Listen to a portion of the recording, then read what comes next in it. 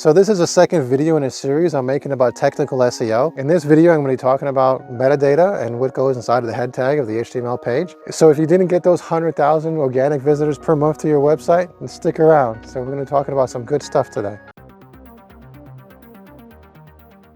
So in the last video, I talked about a lot to do with the HTML from within the actual body of the page and what you could do with the HTML. So in this one, we're going to be talking about a lot of other stuff when it comes to the metadata, right? Which describes the page itself, but doesn't actually show stuff to the user, at least in the content of the page itself.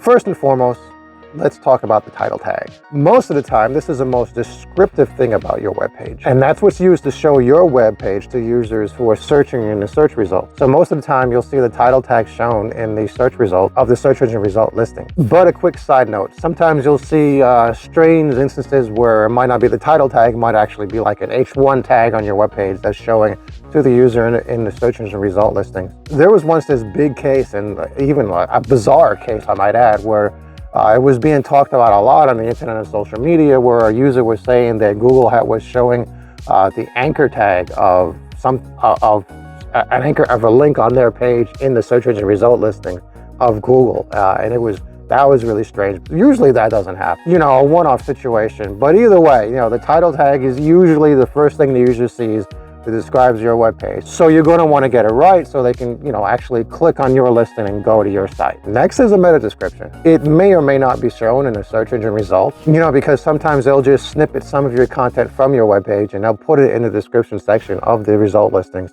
right? But either way, it's always good to write something in description tags. It's just good 2 or 3 sentences that really describes what your page is about. Next is the keyword tag. So the keyword tag is like one of the only tags that you might not even want to worry about.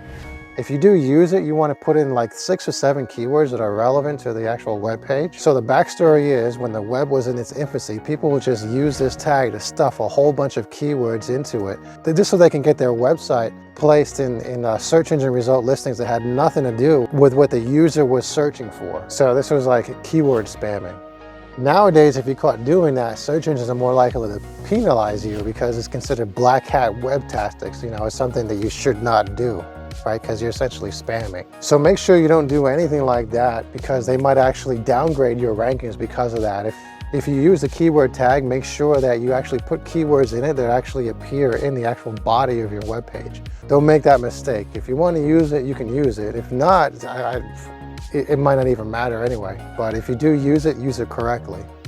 So moving on from there, there's a robots tag that I don't even know if we should get into that in this video. That could be a video all on its own, because it's sort of like a different topic from metadata.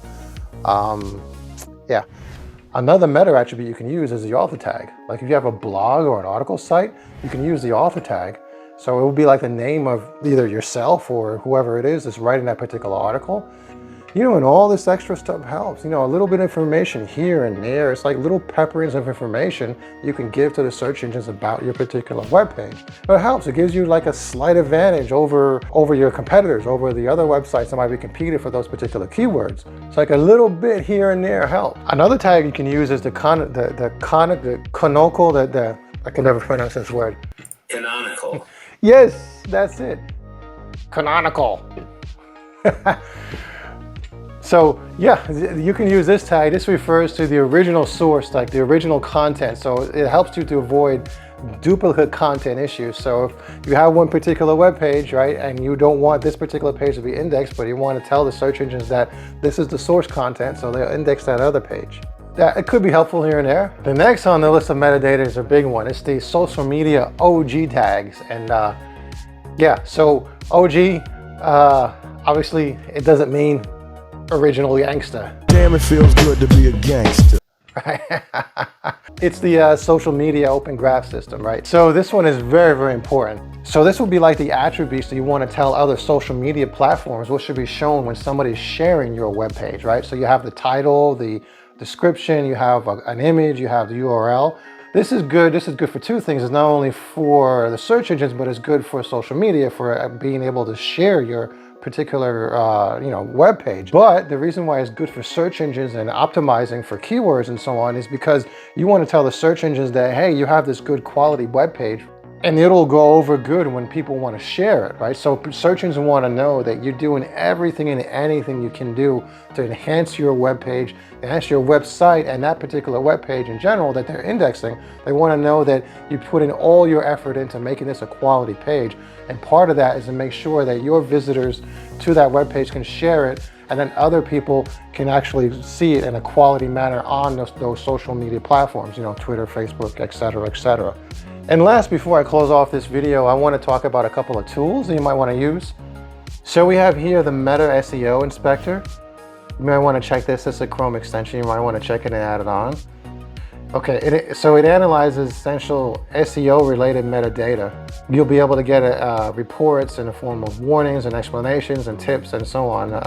It'll help you find things that are incorrect. It'll help you look for, you know, errors, HTML checks, and so on, right? And next we have SEO Minion, which is also a extension. It helps you, helps you do a lot more things. Helps you do other things besides the metadata, but it has a bunch of, SEO meta checks. It has including the robots checks that we're going to get into in another video. It has open graph tags, open graph tag checks, alt attributes, and it does, a ton of other stuff that might help you out. All right, that's pretty much it when it comes to metadata. Make sure you give this video a like. Give it a like, okay? Don't give it a like. Just give that like button a pound, as I always say, okay? Just give it a pound right there, all right? Don't forget, and click that subscribe button if you're not subscribed already. And besides that, follow me on LinkedIn. I post there pretty much all the time. Follow me on LinkedIn, and latest.